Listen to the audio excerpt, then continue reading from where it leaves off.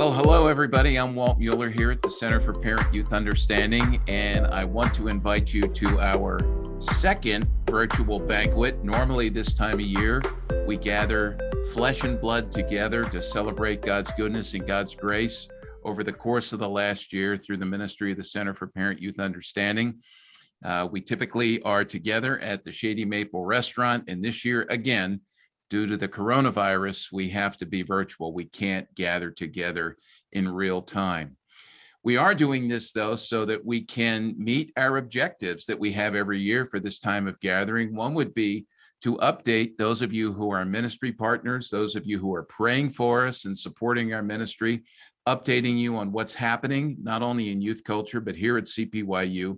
And we use this time to introduce new people to our ministry at CPYU. I want to tell you a little story about a memory that came back to us as parents, Lisa and I, during the coronavirus just before Christmas. As one of the tasks we did while we were locked down was we took out that big box of photographs that's totally unorganized. It sits in a closet upstairs, and we started to go through things that jogged our memories, not only about our own childhoods, but brought some tears to our eyes as we thought back about our time with our own kids who are now all adults. And one of the photos that we ran across was the one that you see on the left here. This is our oldest child, our daughter, Caitlin, and this was taken in 1990 when she was going to first grade. We were living back in the Philadelphia area. And there was something funny that happened that during that year. I happened to go run an errand with Caitlin, and she was in the car with me. And on our way home, we drove past the elementary school that I had gone to when I was her age. She had never seen it before, but as we drove by, was telling her about it. It was a Cedar Road Elementary School in the Abington School District, which you can see a picture of it there on the right. And Caitlin, when we went by, said, "That's so neat, Dad," and in her enthusiastic way asked if we could get out of the car, get out of the car. Can I see your first grade classroom? Now, the school was no longer a school. It had been taken over and was now a cultural center for a Ukrainian group in the area. And they had used many of the parts of the school. The school was locked, but I knew where my first grade classroom was. And we walked down around the side of the building and up to the window. And it was one of those school buildings that the windows for the classroom ran the whole length of the side of the building. And I walked up to those windows and kind of shielded my eyes and looked in, and it was amazing to me that my first grade classroom, 30 years later, looked exactly as it did when I was there in first grade. I saw the blackboard, the alphabet choo-choo train was still above around the ceiling area, the cubby holes that we would hang our coats in, and the shelves where we would put our lunch boxes and our dirty shoes and wet boots were still there. The desks were there. The chairs were there. Everything to me looked the same. And in that moment, I was lost back in first grade. And I actually forgot I had my own first grade daughter with me until I felt a tug on my pants. She was too short to see up in the window. And she said, "Daddy, pick me up. I can't see." And so I picked Caitlin up and I put her up against the glass. She shielded her eyes that sunny day, looked in there, and in her expressive way that she still has, she said, "Wow, I can't believe it." My response was, "What can't you believe, Caitlin? You can't believe you're seeing your dad's first grade classroom?" She says, "No, I can't believe it's in color." And I used to tell that story a lot when I would talk about youth culture to parents. I haven't told it for a few years, but that picture certainly jogged my memory. And when I went home, I told my wife, Lisa, about this. And when we were standing there, Caitlin and I together, I told her, "Of course, it's in color, Caitlin. Everything is the same as it was when I was a kid. The grass was green, the sky was blue, everything." But she had in her mind a sense that everything in the old days was in black and white. Some of that, I'm sure, from some of the pictures we had shown her from our own childhoods. But when Lisa and I talked about this, one thing was clear, that while the world still visually is in color as it once was, the world that she was growing up in, that Caitlin was growing up in, was a world at that point in time that was starting to burst with new colors in terms of the kinds of choices and challenges and pressures and expectations she was going to face as she grew up through childhood and into adolescence. And certainly, this year has been a year of change, no doubt. When we've looked at the culture, we've seen all kinds of changes. And it is a world, I would have to say, that has experienced more change over the last 12 to 13 months than any time I can remember, not only in my lifetime, but especially as we've been studying youth culture here at CPYU. Some of the things we're all familiar with. COVID, who would have thought 13, 14 months ago at the start of 2020 that what you see here, would be normal, that kids would be wearing masks and adults would be wearing masks no matter where we went, if in fact we went anywhere. And this has raised all kinds of issues related to stress and anxiety in kids and parents as they've tried to navigate this. There's been social isolation that's been difficult. We've been isolated, our kids have, from their peers in school. We've been isolated as our churches have gone online to do virtual services from our brothers and sisters in Christ. And there's even been isolation in families when individuals have had to quarantine, or we haven't been able to see grandparents or grandchildren. The year's also been a year bursting in culture because of all the conflict that's existed in our country. There's been cultural conflict over issues of race. There's been cultural conflict over issues in politics and some of the differences that we have, the polar extremes that we've experienced. And much of this has resulted not only in shouting back and forth, but in actual violence. And we've seen this divide families and friends and even people within churches. Fault lines have been exposed in families between parents who think one way and children who think the other way in terms of their beliefs and even in their behaviors. And we've heard from many Christian parents over the course of the last year who have been shocked when they sit and they discuss these matters with their kids by what their kids are believing and what they're thinking about these issues. The year has also been one bursting in color, especially in the church, because of all the stories we're hearing with this new trend of spiritual deconstruction. Both high-profile leaders and people in the church who have had a following for years, and then even some of our own children and teens have engaged in what's been called spiritual deconstruction. And then there's been the horrifying news we've read about the moral failures of so many high-profile leaders over the last few years. It truly has been a different and a difficult year. One of the funny memes that I saw late last year was this one that harkens back to the old movie Back to the Future, when Doc is getting Marty ready to take off in the DeLorean and they're programming the computer about, which year to go to. And I love this, listen carefully, Marty, whatever you do, don't set it to 2020. I thought that was quite humorous and a way to laugh a little bit about a year that was bursting in color and that was quite difficult. One thing that I think we realized over the course of the last year, if we hadn't really thought about this or entertained this before, there's no arguing that what Paul said in Romans 8 about all creation, that it groans, the rocks, the hills, the trees, the earth, human beings, institutions cry out for healing, and we long for that redemption in Jesus Christ. One of the things that we do every time we gather for our banquet live when we're together is I walk folks through a little quiz about culture, a little update on culture. I'm not going to quiz you on this except to ask you about some of the trends that we tracked here at CPYU last year that you may have missed in the midst of all the other craziness. There are some significant youth culture developments. So let me throw some words, some names at you and see if you recognize any of these. I don't know. Do you know what doom scrolling is? Are you familiar with this name, Jojo Siwa? What about this trend of TikTok shoplifting? Have you heard the term thinspo? And are you or your kids involved in what's called performative disapproving?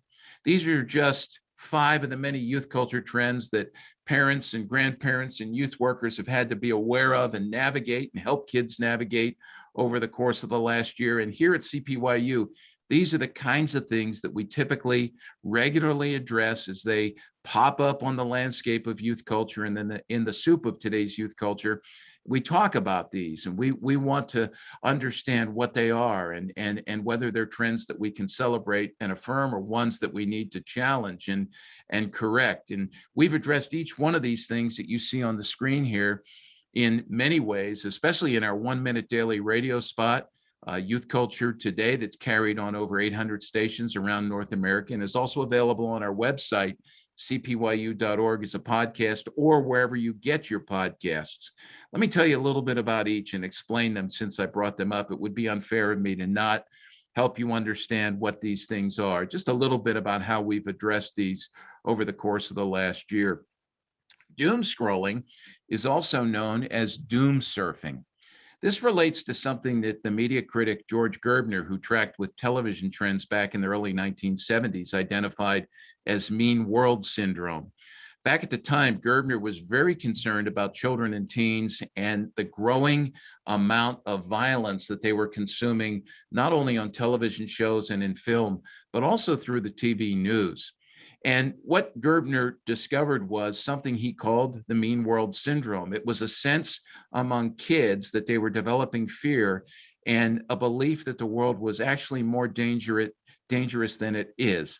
And this was fueling fear and stress and anxiety.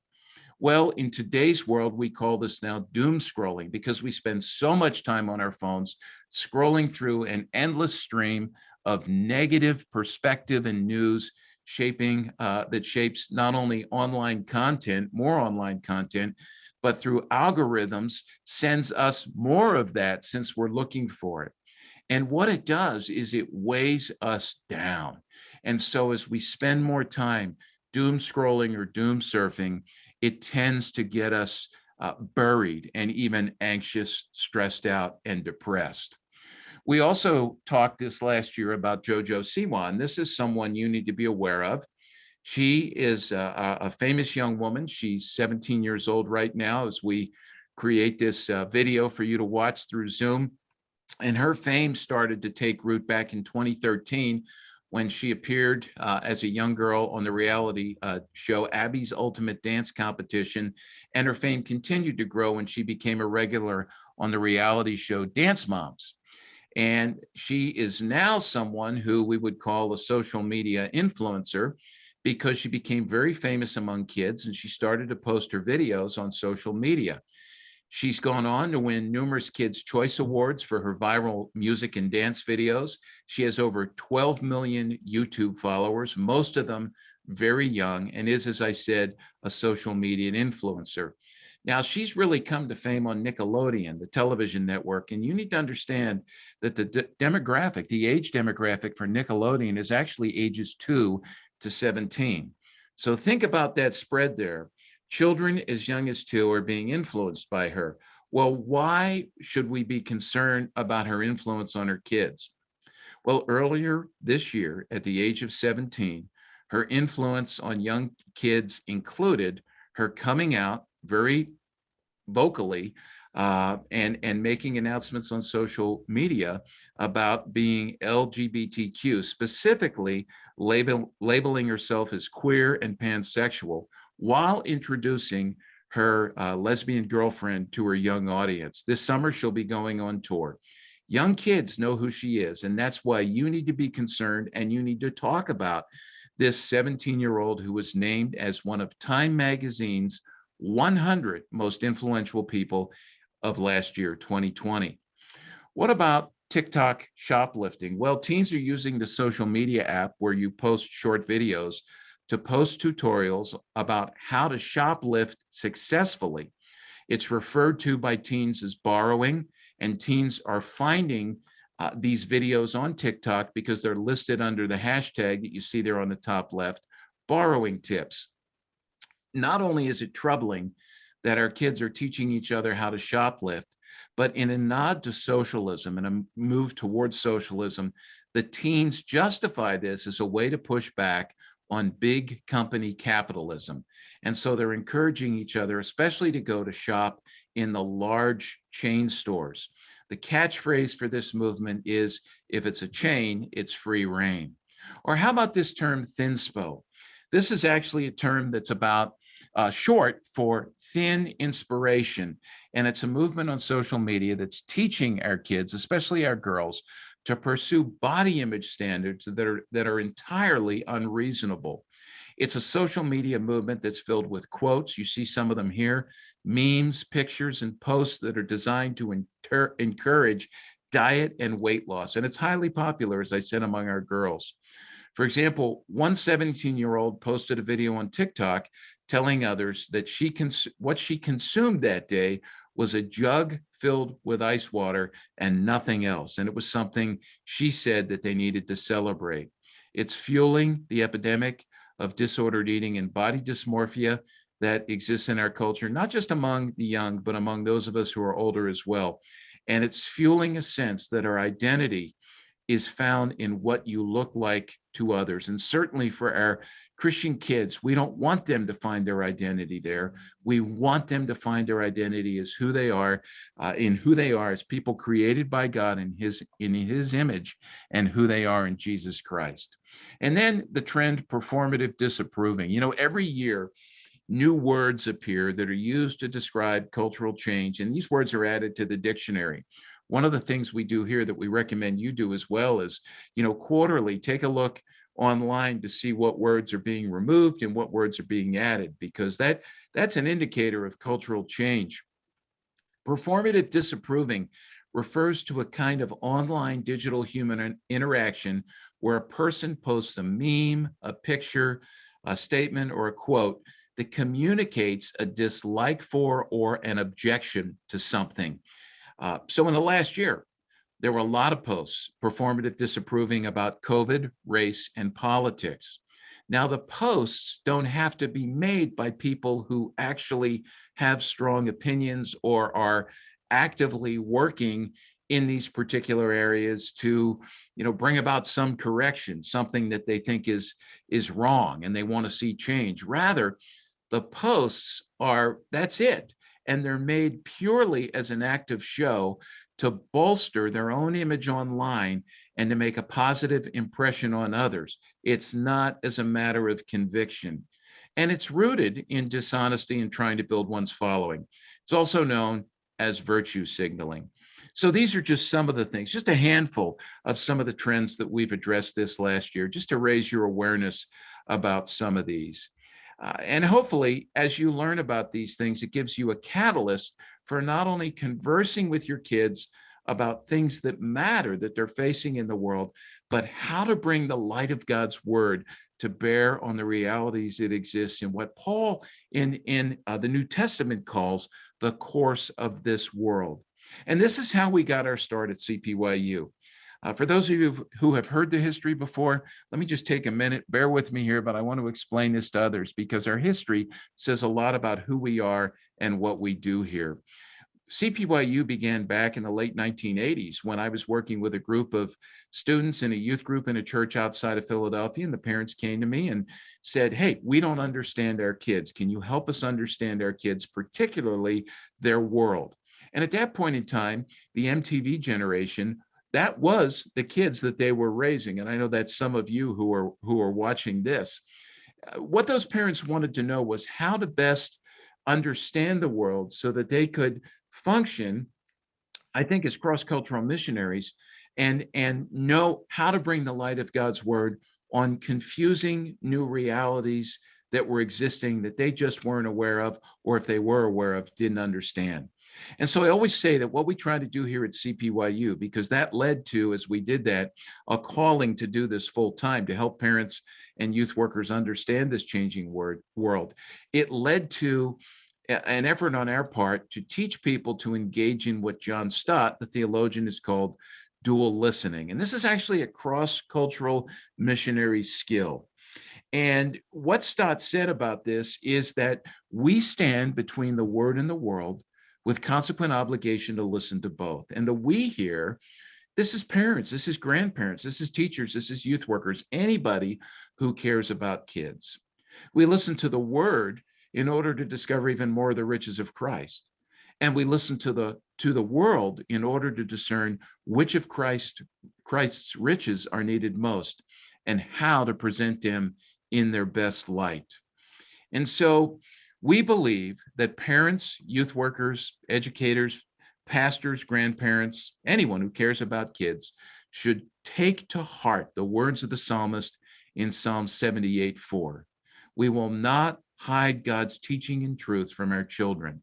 We will tell the next generation the praiseworthy deeds of the Lord, his power, and the wonders he has done. We believe here at CPYU that all human beings have been created in the image of God and for a relationship with God. And we believe that in our sinful, broken world where that relationship with God has been broken, we believe that Jesus Christ has made a way to God through his life, his death, and his resurrection. And we believe that whether they know it or not, all kids, as Paul says in Romans 8, are groaning along with creation for redemption. And while it takes one generation to teach the good news about Jesus Christ to the next generation, we also believe, sadly, that it only takes one generation to lose a generation. So here at CPYU, what we're about, for those of you who are unfamiliar with our work, we're about helping parents, youth workers, pastors, educators, grandparents, and all others to understand and reach children and teens with a life-changing message of the gospel. And this takes place in a rapidly changing world. And contrary to popular belief, the truths of the gospel are not outdated. The psalmist tells us in Psalm 33:11, the counsel of the Lord stands forever, the plans of his heart to all generations. And this certainly holds true with great urgency for the kids who are growing up in today's world. We want to see our kids live into God's will and way because that's what they've been made for, and we want to see them flourish. So let me just take a few minutes here to talk about this last year, give you an update on our last 12 months since our last banquet. And conventional wisdom, as this photo tells you, tells us that this last year was one that we wanted to really see move on. I mean, we heard that a lot at the end of the year when New Year's Eve for 2021 rolled around. Why? It's been a year of disruptions. It's been a year of uncertainty for all of us. Here at CPYU, we've canceled seminars. We've had to quarantine from each other. And we even got to the point early on when everything shut down where we said, hey, what do we do now? We're being forced out of our normal routine. And we've come to the conclusion, and we've seen very clearly, and we believed this early on when we finally caught our breath, that a year of disruptions, a season of disruptions, can also be a year of great opportunities. I truly believe, and I've seen this to be true over the course of the last year, that a landscape of uncertainty is really a landscape for opportunity for the gospel. People are more aware of their spiritual needs and hunger in difficult times. And so we've asked the question, could it be that uncertainty is God's tool in today's world to bring us to the end of ourselves and into him? And we are grateful to God here at CPYU that he's shown a way for us through it all. And I believe that our reach and our impact has been greater than in any other prior year. And I'll lay that out for you in just a second. But I do want to say that not only have our opportunities grown, but God has blessed us through the generosity of our ministry partners. And we actually had a year where we didn't skip a beat in terms of finances and revenue and our ability to move forward. So we're incredibly grateful for that. I know I mentioned it's a year of opportunity. It brought me back. I was thinking the other day about, the phrase opportunity knocks, and I was trying to remember where I first heard that. And it was as a kid. We had inherited a game called Careers. Some of you may be familiar with it. Some of you maybe not. But, it's a board game like Monopoly, and you're going through life and you land on a certain spot. You would draw a card from a pile that says opportunity knocks. And that's certainly what happened for us here at CPYU. We found diversions to the gospel were removed. Spiritual hunger came to the surface. Families were spending time together. We took note of that early on because that gave us a great opportunity to help families in their time together. And youth workers, churches, and families were wondering, how do we do ministry with our kids? So I will say this, thanks to God's good gift of technology and to our donors for equipping us with some of the best equipment. I'm using it now, to speak to you. we've been able to maintain our established ministry resource outlets. Let me give you a flyover of what some of those are, and maybe a little update on how those were used this last year. Certainly, over the course of the last year, the main place that people go to access our resources and learn about what's happening in today's youth culture is cpyu.org. It's updated daily during the week, and it is just loaded with all sorts of resources and materials that you can search, and you will find youth workers depend on this, parents depend on this, and whenever I travel and even in Zoom calls, I get feedback from people saying, your website is awesome, thank you for that. We had about 250,000 visits to our website over the course of the last year during COVID. And we actually responded to COVID by adding, if you go to the website at cpyu.org, you'll see this. In the menu bar at the top, we added a COVID-19 resource section, and we're continuing to populate that, and everything on there is free.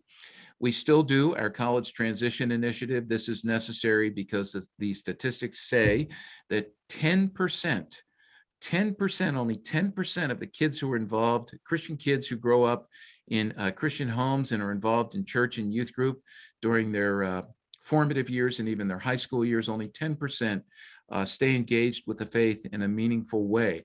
And that comes from research on some of our most recent 18 to 29-year-olds. So check out the College Transition Initiative site. There's lots of helpful resources on there that we're updating constantly as well.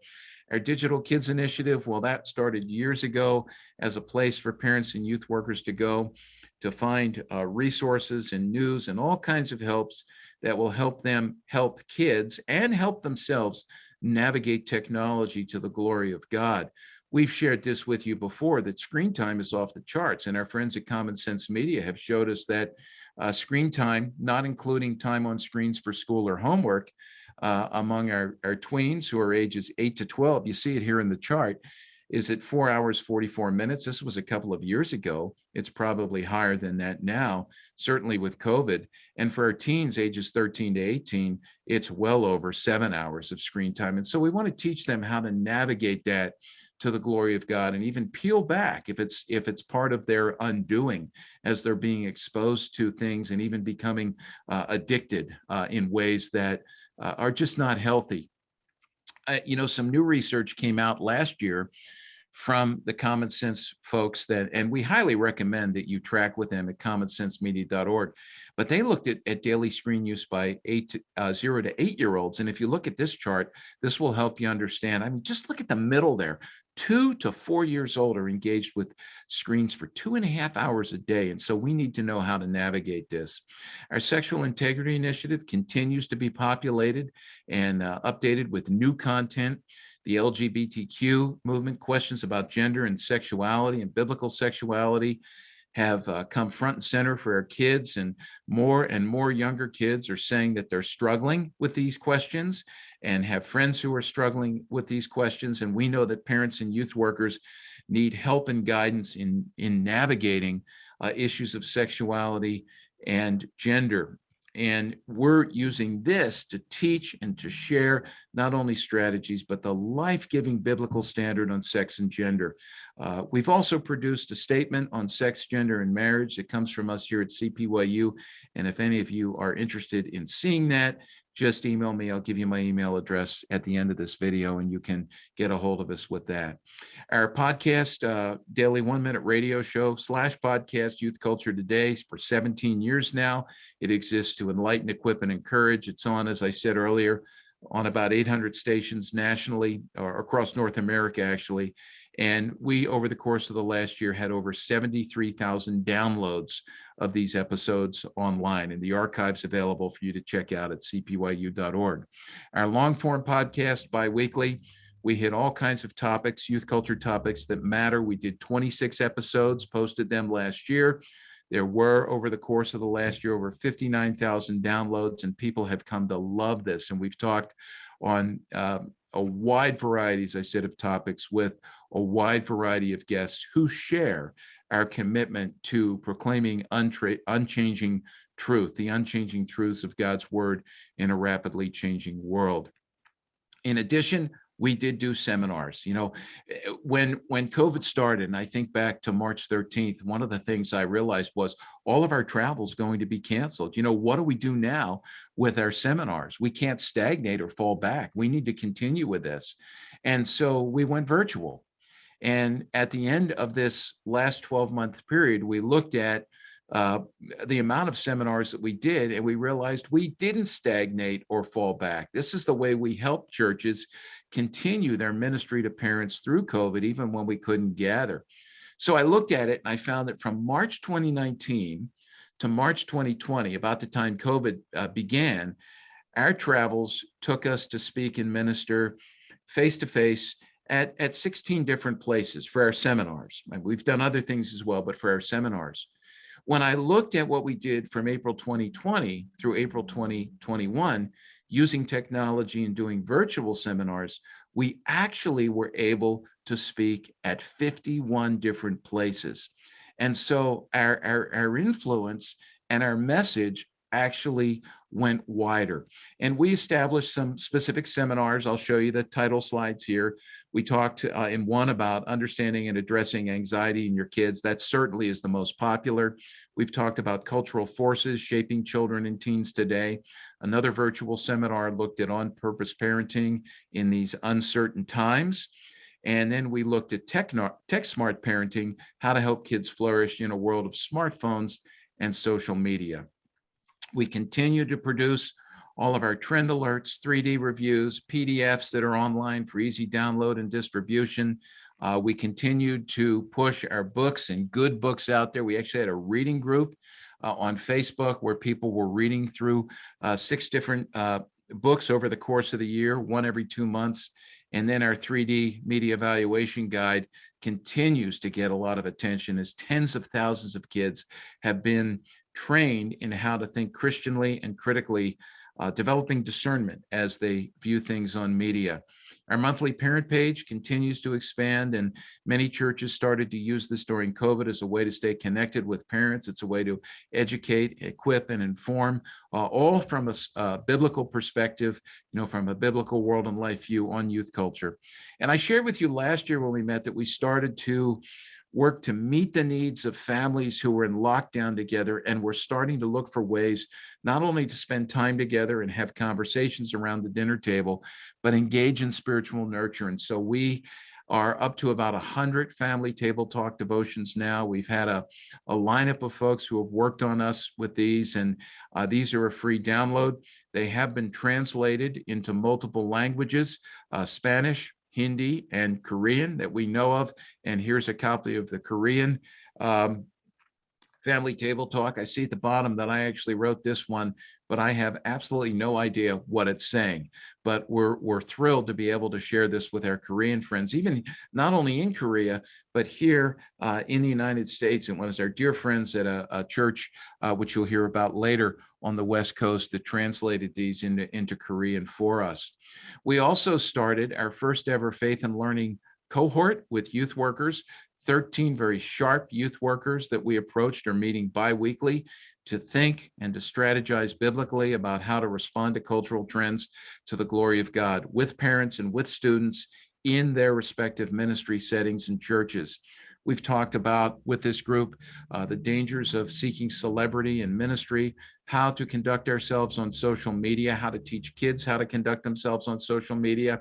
We've talked about dealing with the move in our culture towards transgender ideologies. We've talked about vocation and calling, what it means as Christians to think about what God gifts us for and calls us to, and how to help students navigate that. We've talked about racism. We've talked about the balance between truth and grace and what is judgment. And we've talked about ministering to parents.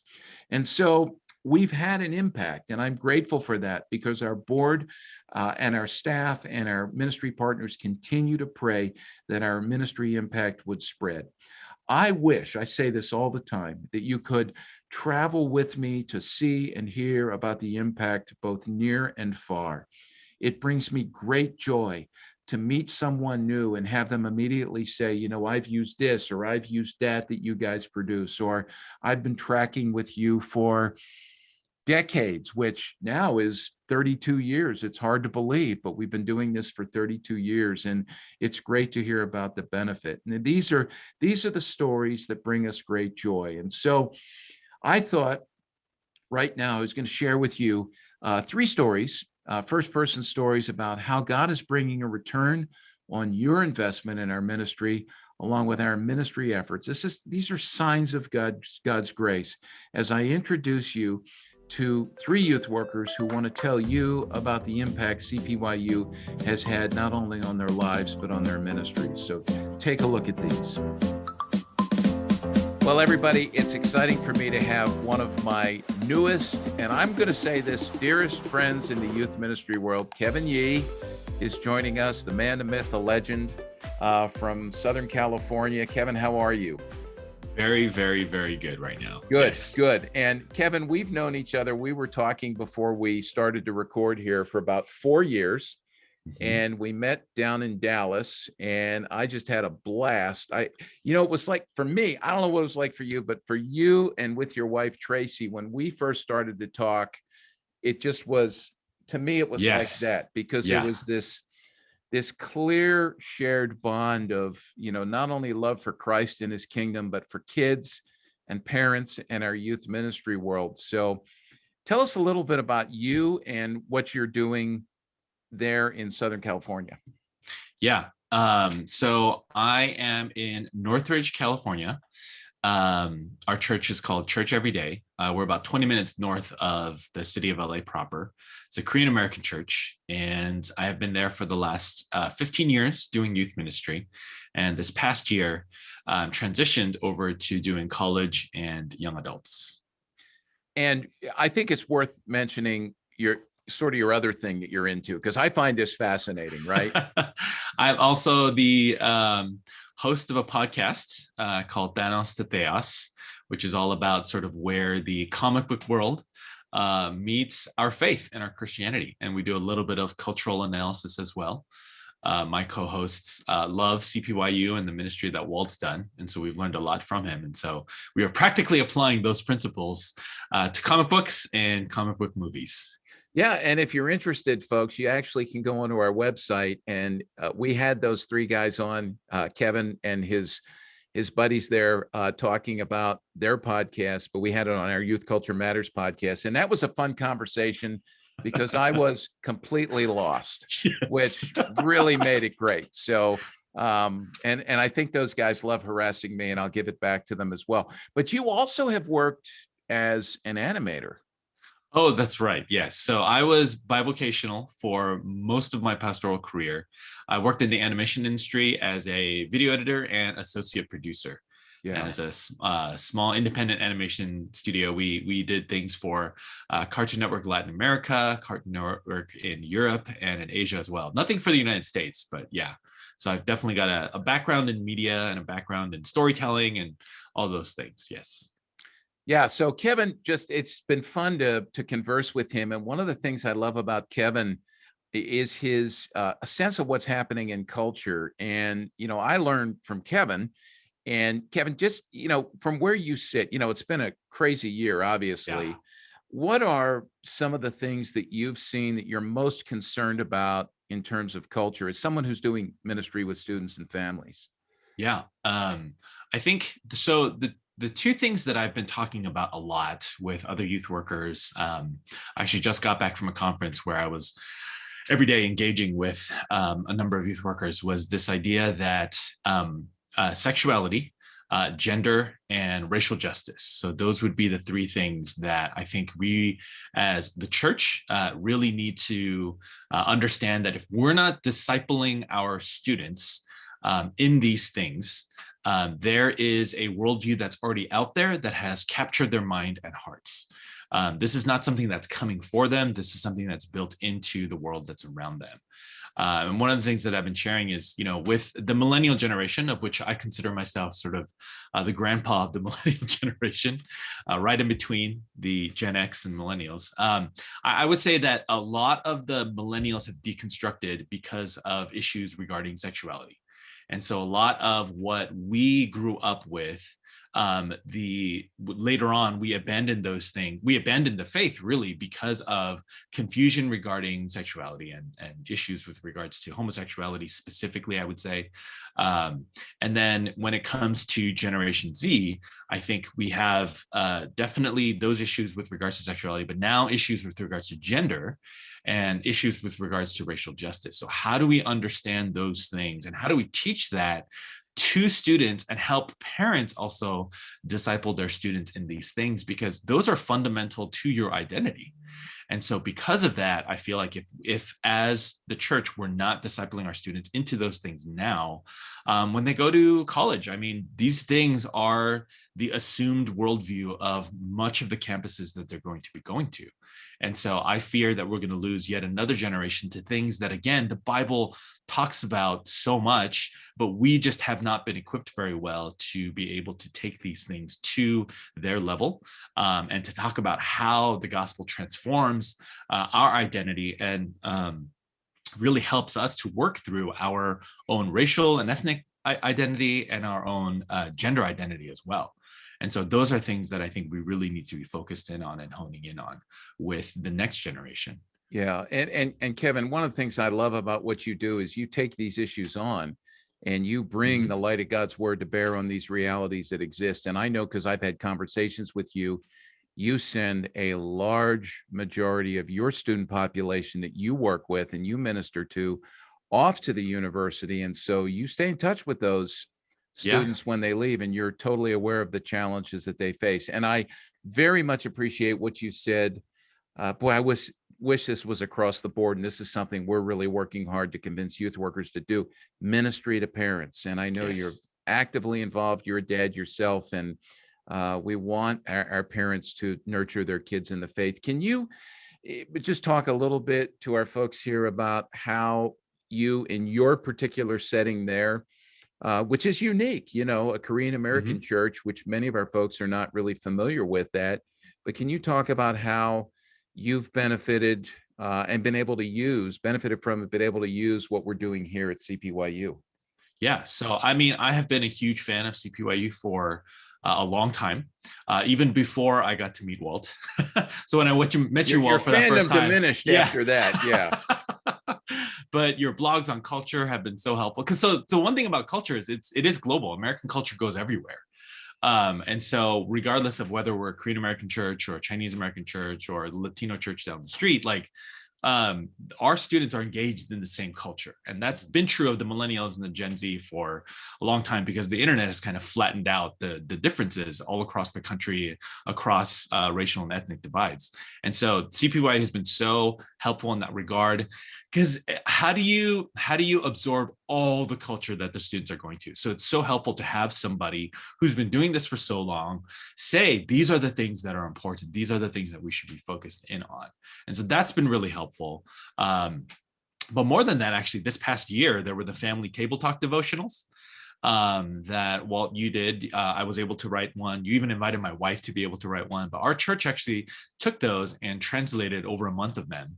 I believe we did 40 of them, to be able to hand to parents to be able to use as a resource for when California was on the strictest period of lockdown, to be able to sit together and do ministry together. And I can't tell you how many families came back and were just like, this is really, really helpful. And they started, actually, some families who have never done any sort of devotional time previously have now done regular devotional times together.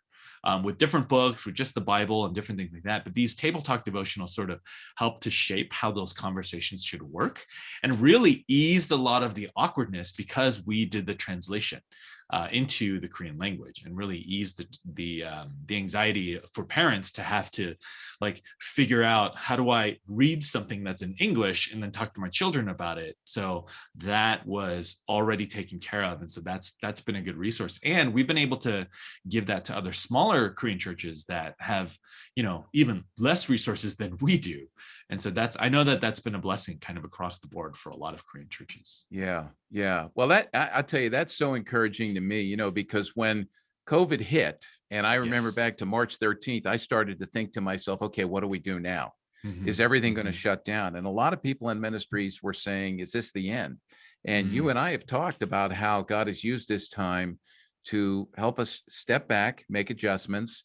Right. And in many ways, ministry has been thriving. So I really appreciate Yes. you, Kevin, and the feedback you've given us. And I know that our donors, our ministry partners are appreciative of hearing your story. I know there's much more to it, but thank you so much for sharing that with us. Yeah, I would love to say thank you to the donors for sure. One thing that I would love for the donors to understand and know is that, again, I just coming off a really large national conference and have talked to so many youth pastors from smaller churches. And so when an organization, when a nonprofit is able to have resources, good resources available for free, I'm telling you, there are places that these things go to that we would never imagine. Small churches in places where it's like cities and towns we've never heard of, but it's in these places where there's a real heart for the youth. And these are pastors who they're not hoping for any sort of platform or anything like that. They're just there to love the kids in their communities. And these are the kinds of resources that really, really help these students to have lifelong faith and helps these youth workers do ministry without burning out. That is a huge thing, to be able to put free resources in the hands of youth workers. And the best part is that when a youth worker is able to have these kinds of resources and talk to parents, they instantly gain credibility.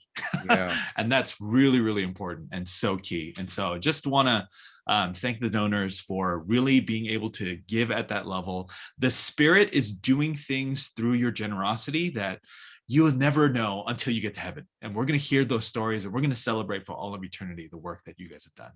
Thanks, Kevin. And I know you've had great credibility with the parents you work with, but we're happy to help you have more credibility. Yes, always. Hey, thanks so much.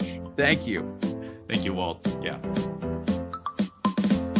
Well, one of the youth workers I've got to know over the last few years and really come to appreciate her and what she's doing with students is my friend Carrie Trumfio. Carrie is joining us from Topsfield, Massachusetts. Is that where you are right now, Carrie?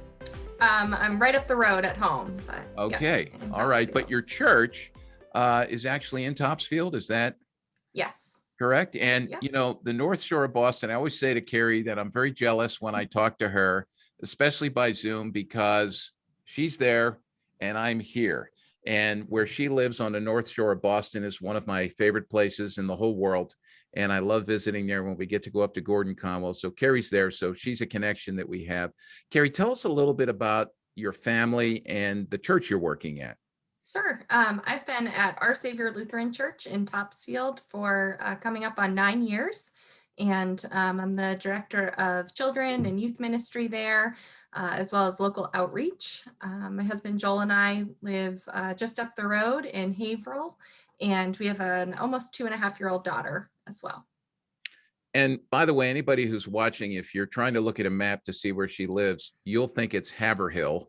Yeah. And it's actually Haverhill, because that's the way everything's pronounced up there. It's pronounced differently than the way that it's spelled. So your church, you're working with the students there. Tell us a little bit about your interaction with CPYU over the years. Give us a little bit of a history on that. Sure. I was first introduced to some of Walt's writing in school at Gordon College. And then I met Walt for the first time and was introduced to CPYU in 2013 at the National Youth Workers Convention. And from there, we've used all sorts of the material and the website. That's been a big resource, not only for myself and for our volunteer leaders, but also for our parents and families and grandparents as well within our congregation. And throughout that time, I've also gotten to know Walt through the Rooted conference, and also through a couple of different times of training and teaching and equipping, most recently at the Symposium. Right. We gave that a big name, so it's hard to remember, but the Symposium on Traditional Biblical Sexuality and Youth Ministry, I think is what we called it, which Duffy Robbins and I have done at Gordon Conwell. And you were actually involved along with one of your volunteers in that first symposium that we did. Yeah, so we spent 4 days together with interviews, and we read books together and had wonderful conversation just about the ever-growing conversation about traditional biblical sexuality and transgenderism, and what that looks like for us in each of our own context as we continue to partner with kids and families. Just a question on that, as you're working with students up there, you talk a little bit about, because a lot of people don't know, how big of an issue that actually is for kids and the questions that they're facing, not just in school or educationally, but also just in the peer group and through the media. Yeah, I think every kid right now knows someone or is someone that is wrestling with their sexuality and with their gender and ultimately with their identity. And they're asking these big questions about identity. And I always say the thing that really blessed me about the symposium, I didn't walk away with all the answers to the questions I have, but I walked away knowing how to ask better questions to our teens as they continue to process this for themselves and walk alongside their friends who are wrestling with this. So Carrie is one of those youth workers who here at CPYU, we have identified, now I don't mean to embarrass you here, but someone who's a good thinker and very sharp and really wants to honor the Lord and stay true to the biblical narrative, stay true to a biblical world and life view, stay true to God's word in these changing times, in her work with students and parents. And we invited her into as well this year. We started it this year at the beginning of 2021, a learning cohort on faith and culture, which is really an opportunity for youth workers. There's about 14 of us that gather every other week for an hour via Zoom. And we throw out a topic. There's something to read, something that's current in the culture. And we work together to develop strategies for how in our ministries to respond to this to the glory of God. So would you mind talking a little bit about that, Carrie, your experience with that? Sure. Yeah, the cohort is a diverse group of thinkers and people from different backgrounds and roles in ministry, but it's allowed us to have wonderful conversation, and people don't always agree on one stance or the other, but it's a safe place to have those conversations that students are struggling with, and it allows us to read and develop systems and answers. And sometimes I usually have a piece of paper next to me and I jot down 3 or 4 books that I want to buy and a couple ideas about some programmatic things in ministry. And one thing that has come out of that, I really appreciate some of the other youth workers that are a part of that do book clubs with their students. And so that's something that's on our docket for this summer as well. So just the opportunity to fellowship and be with other youth workers has been a real gift. Yeah, and it's really about developing effectiveness in ministry while being faithful to God's word. And it's been a beautiful thing to see iron sharpens iron. The fact that we all stand on the scriptures together, but then to look at different methodologies, and it's a learning time for me as well. And I selfishly say that, I think perhaps maybe I benefit more than everybody else does, but I think there's a mutual benefit there as well. So it's been wonderful to have that group come together. Carrie, thank you for sharing all these things. I know you're grateful. You've expressed that to me, your gratitude for CPYU, and that really puts some fuel in the tank for us to know that it's what we've been doing here for so many years has been helpful to you. And I know as well that you're thankful to those who make this possible. Absolutely. Our ministry in the last few years has really been blessed. I would say, especially in COVID, while so many things have been hard in ministry and life has changed so much for everyone, we've, as a congregation, myself personally, have really been blessed by the table talks that Walt has put out at CPYU, as well as just the opportunity to meet with Walt, 3 area churches were able to come together and have Walt there to talk about what's causing stress among students, where's that anxiety coming from? And I know that these programs and so many others just aren't possible without the donors that are standing behind CPYU in prayer, financially, and partnering with you. And so we are just so appreciative, myself personally, our ministry volunteers, and our church as a whole. It's just, we've been so blessed by CPYU. Well, thanks, Carrie. And I do want to mention, you mentioned the family table talks. You were part of that group of folks who we recruited to help write those. Mm-hmm. So we're grateful to you for being a part of that. I think this is just a great example of the way that CPYU has continued to help people in the local church flourish, and we do serve the church. So thanks, Carrie, and God bless you. Thanks, Walt. Thanks, CPYU. Well, one of my newer friends in the world of youth ministry that I've been getting to know over the last couple of years is David Correa. And welcome, David. Would you tell everybody where you are and what you do in the place where you are? Oh, yes. I live in Progreso in the Yucatan Peninsula in Mexico, where I live and serve as the pastor of Jesus Presbyterian Church. I also teach at San Pablo Theological Seminary, which is located in Merida, and also serve as the director of the Next Institute, which is a youth ministry program out of the Next ministry, which is the generational ministry, generational mission, actually, mission to the world. Yeah, and you and I have gotten to know each other primarily through your work with training youth workers, which is a big part of what we do here.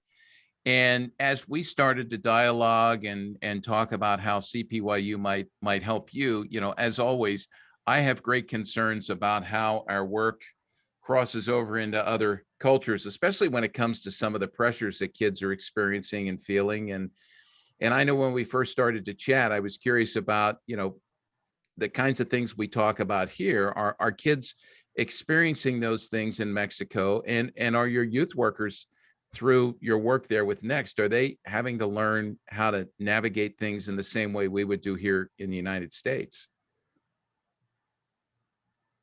Yes. I think that some people might have the wrong impression that kids, teenagers in Latin America don't struggle with the things that youth struggle with in America. But because, well, we belong to a global culture, and because they belong to a global youth culture, they actually deal with the same issues. They live in a overtly sexualized world. They also have problems with anxiety and depression, and they are hyper connected, and they are on social media, and they face the same pressures that kids in America actually face too.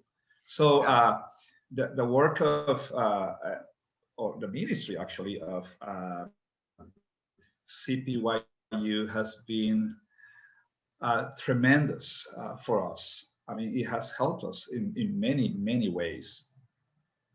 Yeah, and one of the things that we've been able to do during the pandemic, thanks to technology here and specifically Zoom, is I've been able to plug in a few times, and we have some planned for the future where I'll be able to actually share some of what we do here at CPYU in terms of youth worker training with your group of youth workers. We've talked about anxiety. We've talked about some of the cultural forces that are out there. We're going to talk about biblical sexuality, how to navigate that, all these things that you've mentioned here. And that's been a real blessing for me to be able to do that. And I do want to mention to those who are watching that we've been able to provide these things to you with no charge. We want to really serve you folks there in Mexico, and that's all thanks to our donors who support us. Are there any in particular resources that you found helpful from CPYU? And I love, maybe you could share a little bit about how you originally found out about CPYU, because that was fun to hear that story from you about that. Oh, yes.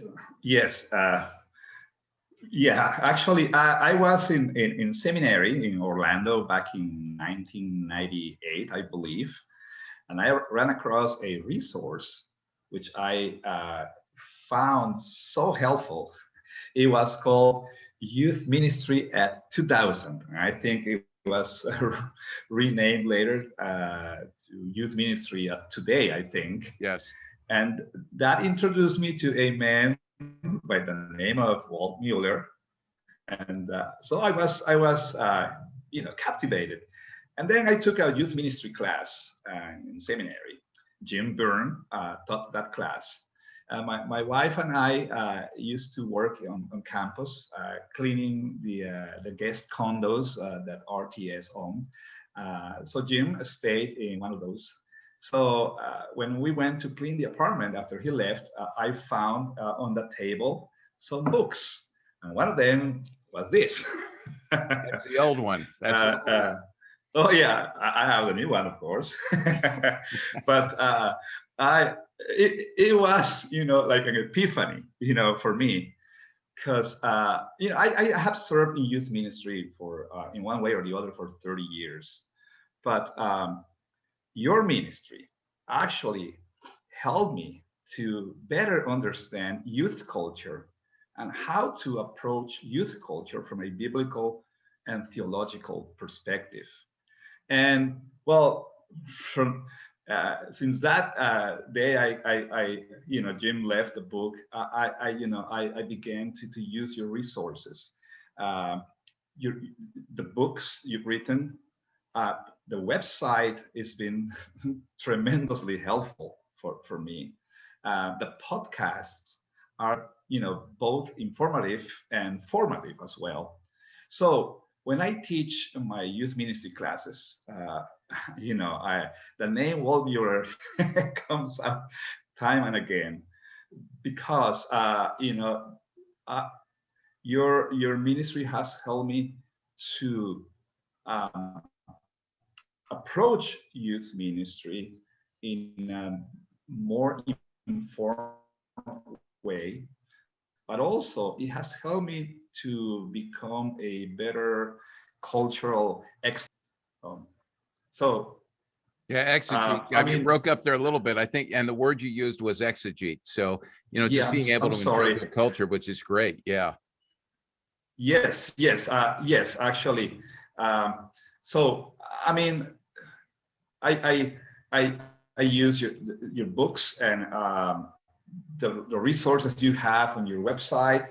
So not only I use them for my own benefit, but I also, share with others this knowledge and all the resources that you have in your website. So yeah, I just want to thank you for that. And also I wanted to say that one thing that impacted me a lot back in 2008 or 9, I don't remember exactly now, but I was about to write my dissertation, and I just you just thought, well, what if I asked Walt Mueller if he could, just share some insights? And I remember I prayed about it, and I took the phone and I called you, and actually I didn't expect you to take the call, but you took the call, and I asked, well, could you please just read through my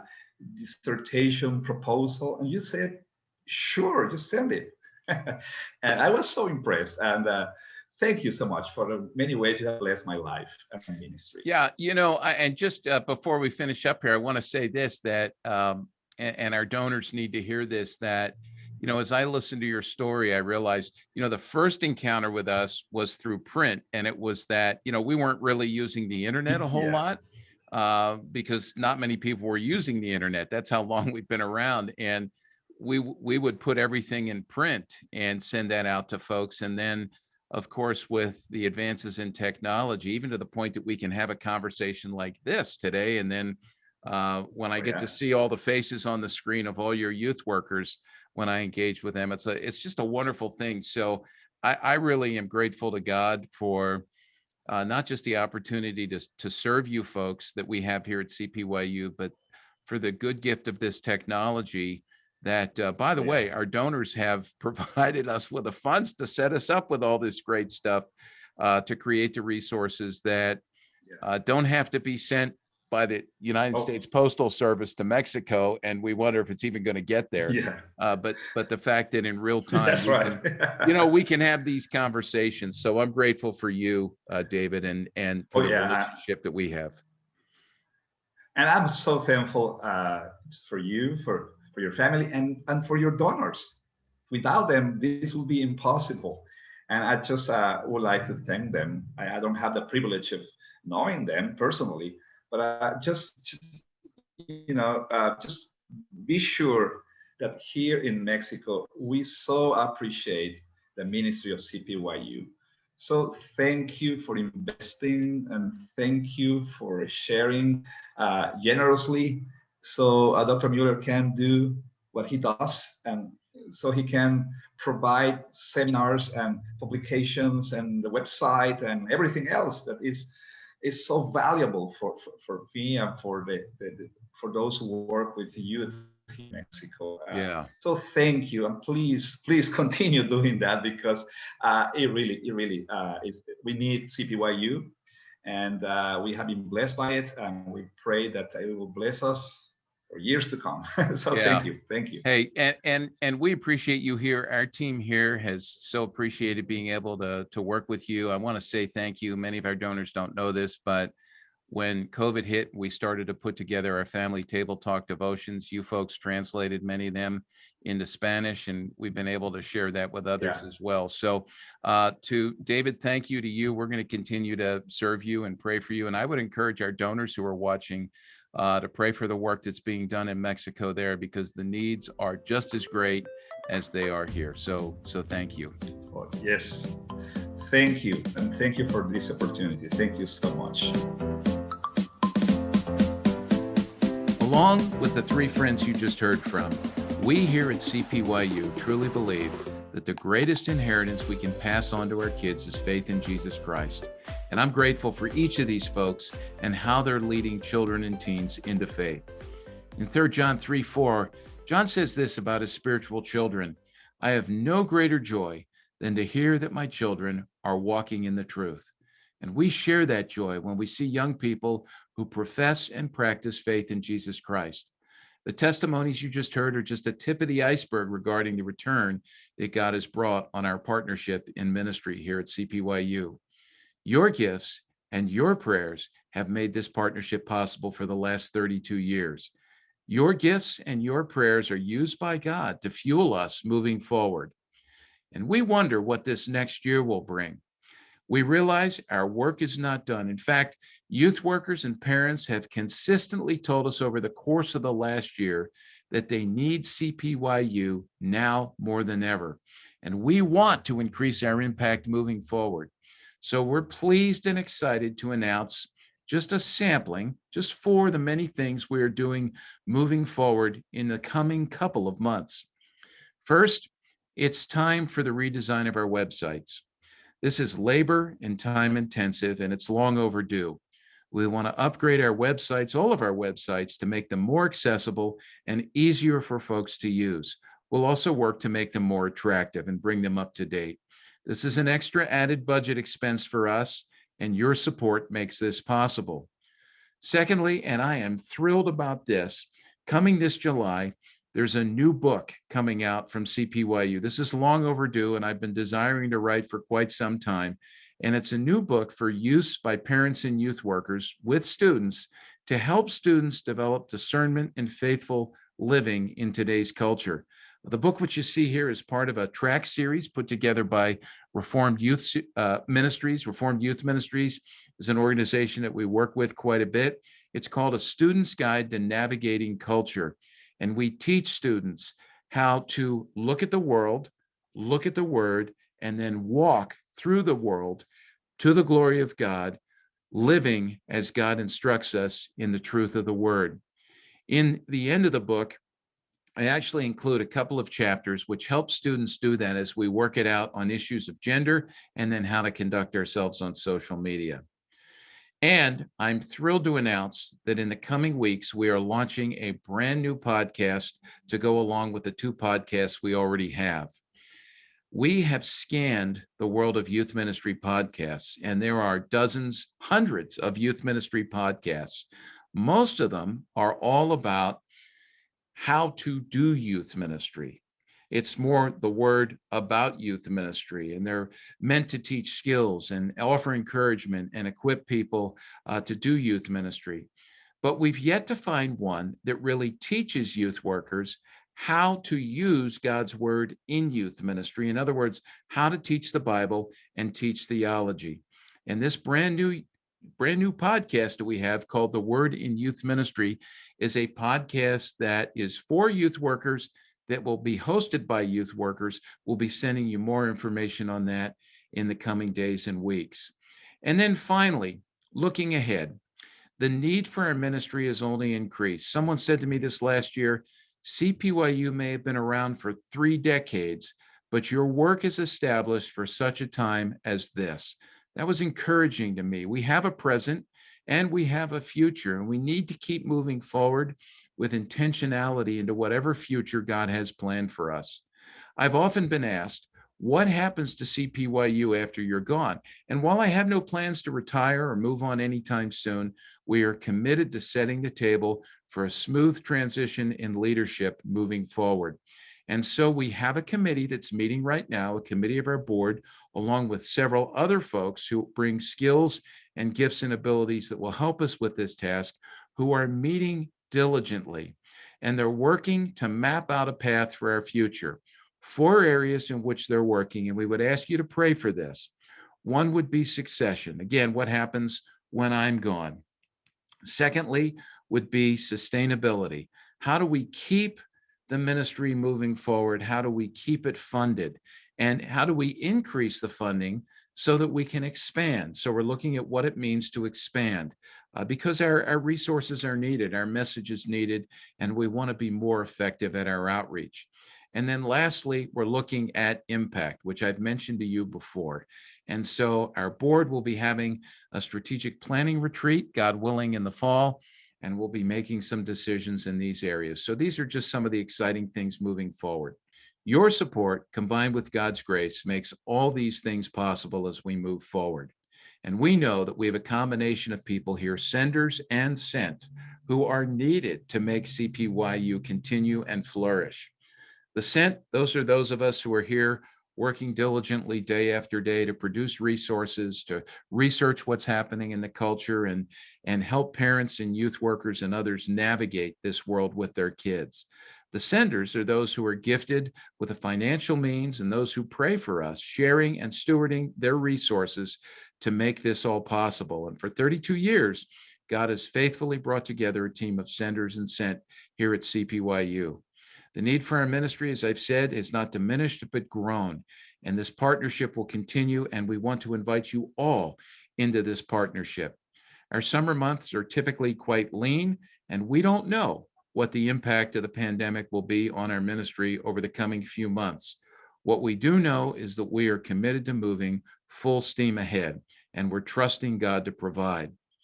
I'm happy to announce that just like last year at this time, when we had a virtual banquet, a virtual interaction with our friends and our donors, to announce that several of our donors have combined their resources into a total of $50,000 that will serve and is serving as a challenge grant.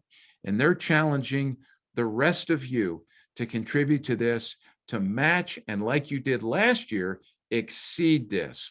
How do you give? If you want to join in this ministry, how do you give? Well, go to our website, cpyu.org. That's the easiest way to do it right now. And look in the top right of our homepage, and you'll see there a little thermometer that asks you to help us meet our $50,000 challenge grant. If you click on that, it will take you through to a page where you can make your donation, a tax-deductible donation, safely and securely online. One-time donations are greatly appreciated. Those of you who choose to be monthly supporters, that's very helpful to us as it helps sustain our ministry and gives us a sense of what we can expect moving forward.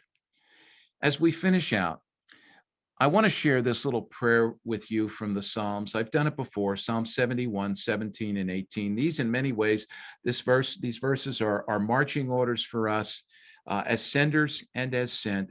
And I would invite you in to pray this prayer for yourself, for us here at CPYU, for all of us together. And the prayer goes this way: "O God, from my youth you have taught me, and I still proclaim your wondrous deeds. So even to old age and gray hairs, O God, do not forsake me until I proclaim your might to another generation, your power to all those who are to come." Pray for us, if you would, that God would, as it says in Colossians 4:3, open to us a door for the word to declare the mystery of Christ. Thanks so much for joining us for this virtual banquet. Again, I'm sorry we can't be together. I look forward, hopefully, God willing, to next year when we can meet again and we can greet each other face to face and have a fun and enjoyable meeting shared over a meal as we talk about what God has in store for us moving forward in the future. If any of you have any questions, if you have any concerns, I would invite you to email me directly. You can email me at wmueller@cpyu.org, the email address you see on the screen, or go ahead and call me here in our office at 717-361-8429. And so until we meet again, keep tracking with us. Lots of great things are happening. God bless you. Thanks so much for joining us.